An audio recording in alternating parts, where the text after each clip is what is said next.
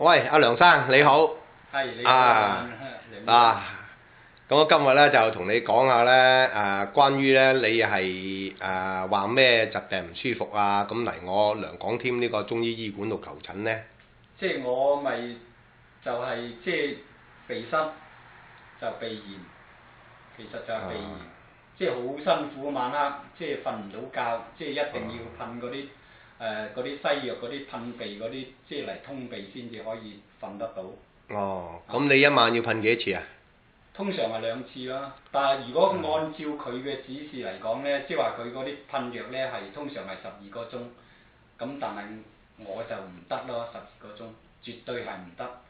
哦，咁你要即係話幾個鐘要噴一次咯喎？幾個鐘，即係5、6個鐘到要噴一次啦。如果唔噴嘅咧，就成個鼻塞晒，就即係簡直一定要擘大個口嚟唞氣，頭又乾，頸又乾。咁辛苦。係啊，好辛苦。咁啊呢種咁啊日頭要噴幾多次咧？使唔使噴咧？日頭都要噴啊，日頭唔噴都唔得啊。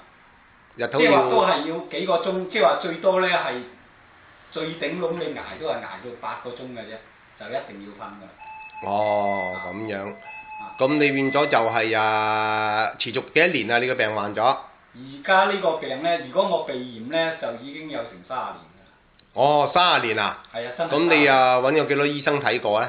哦，無數啦。哦，咁啊睇過西醫。即係全部都即係唔係西醫，我全部都係揾中醫，但係中醫咧就。有冇曾經睇過西醫咧？咁？西醫就冇睇過。哦，冇睇過。西醫冇睇過就。咁你冇睇過西醫，你點攞啲噴鼻劑咧？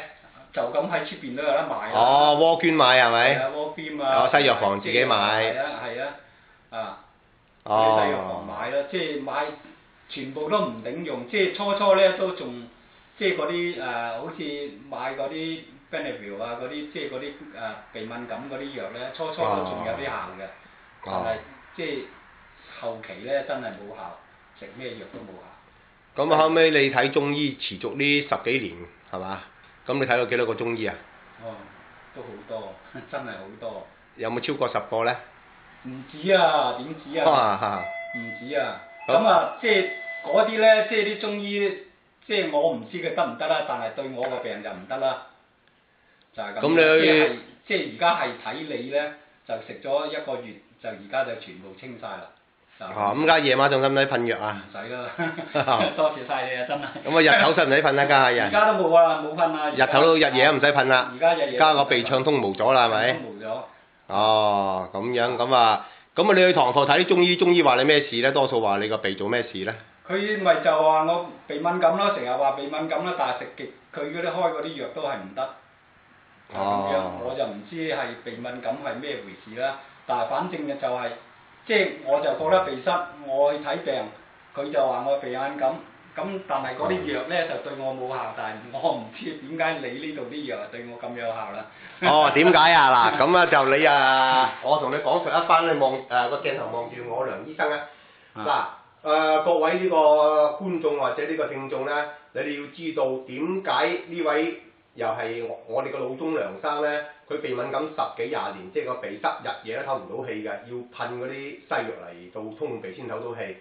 咁咧，佢睇其他中醫咧，因為其他中醫咧好多都係所謂嘅中西醫結合嘅話咧，一樣當佢鼻敏感嚟醫。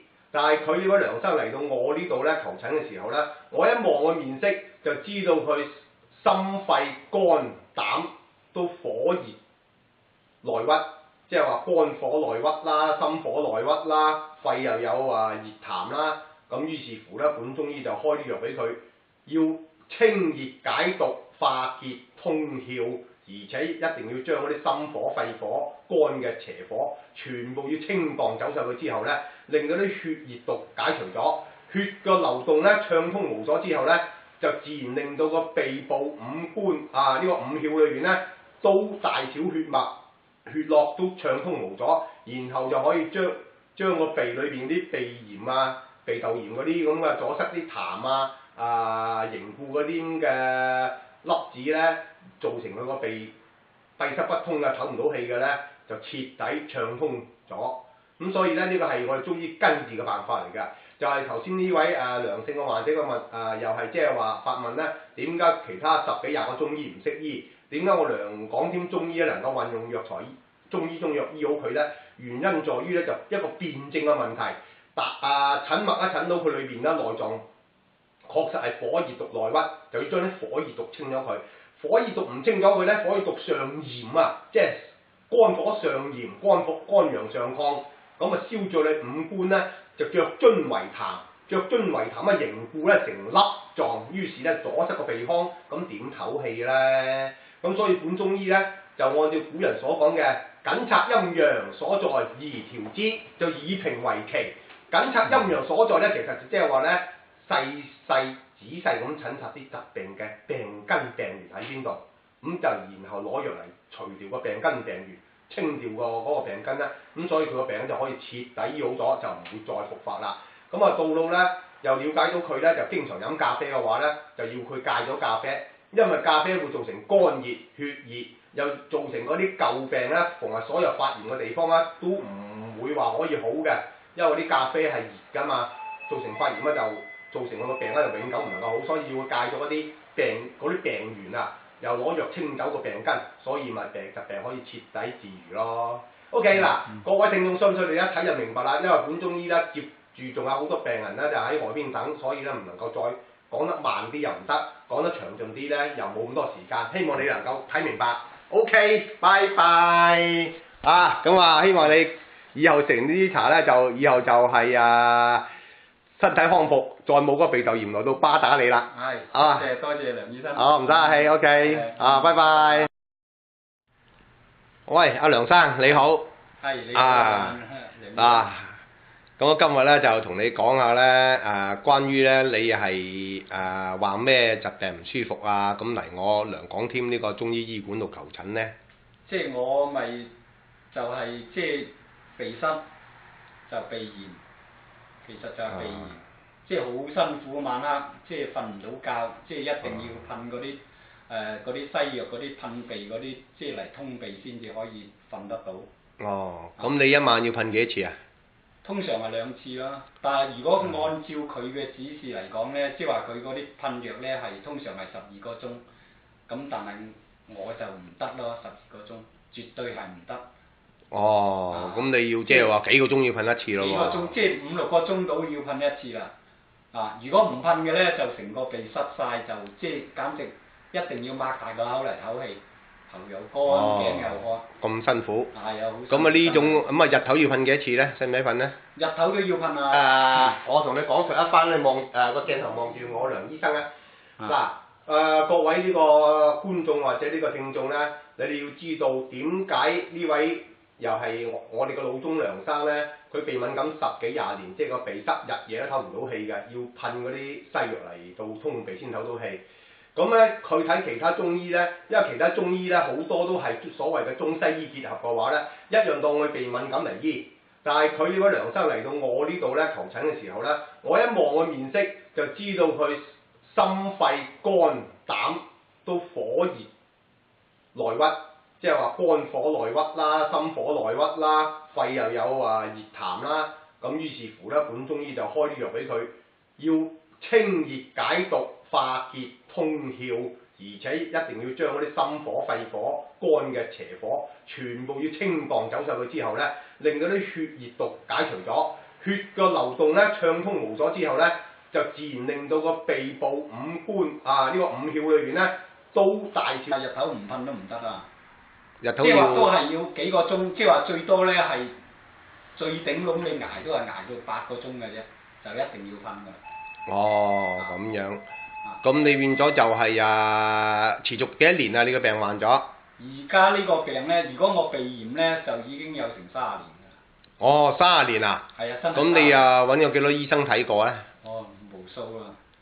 咁睇過西醫。即係全部都，即係唔係西醫，我全部都係揾中醫，但係中醫咧就。有冇曾經睇過西醫咧？咁？西醫就冇睇過。冇睇過。西醫冇睇過就。咁你冇睇過西醫，你點攞啲噴鼻劑咧？就咁喺出邊都有得買。窩捐買係咪？係啊，窩捐啊。西藥房自己買。係啊。西藥房買啦，即係買全部都唔頂用，即係初咧都仲，即係嗰啲好似買嗰啲 Benadryl 嗰啲，即係嗰啲鼻敏感嗰啲藥咧，初都仲有啲效嘅，但係即係後期咧真係冇效，食咩藥都冇效。咁後尾你血脈、血絡都暢通無阻，然後就可以將個鼻裏邊啲鼻炎啊、鼻竇炎嗰啲咁嘅阻塞啲痰凝固嗰啲咁嘅粒子咧，造成佢個鼻閉塞不通嘅、唞唔到氣嘅咧，就徹底暢通咗。咁所以咧，呢個係我哋中醫根治嘅辦法嚟㗎。就係頭先呢位良性嘅患者嘅問又係即係話發問咧，點解其他10幾20個中醫唔識醫？點解我梁廣添中醫咧能夠運用藥材中醫中藥醫好佢咧？原因在於咧就一個辯證嘅問題。診脈一診到佢裏邊咧內臟確實係火熱毒內鬱，就要將啲火熱毒清咗佢。火熱毒唔清咗佢咧，火熱毒上炎啊，即係肝火上炎、肝陽上亢，咁啊燒咗你五官咧。就腳津為痰，腳津為痰啊凝固咧成粒狀，於是咧阻塞個鼻腔，咁點唞氣咧？咁所以本中醫咧就按照古人所講嘅緊察陰陽所在而調之，就以平為期。緊察陰陽所在咧，其實你睇中醫持續呢10幾年係嘛？咁你睇到幾多個中醫啊？哦，都好多，真係好多。有冇超過10個咧？唔止啊，點止啊？唔止啊！咁啊，即係。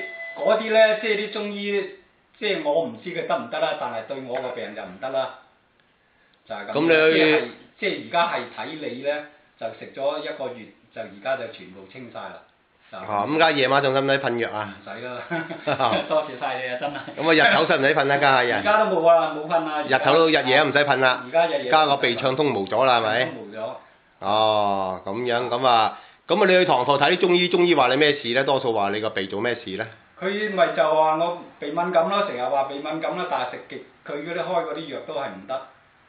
咁樣我就唔知係鼻敏感係咩回事啦，但係反正就係、即係我就覺得鼻塞，我去睇病，佢就話我鼻敏感，咁但係嗰啲藥咧就對我冇效，但係我唔知點解你呢度啲藥對我咁有效啦。哦，點解啊？嗱，咁啊就你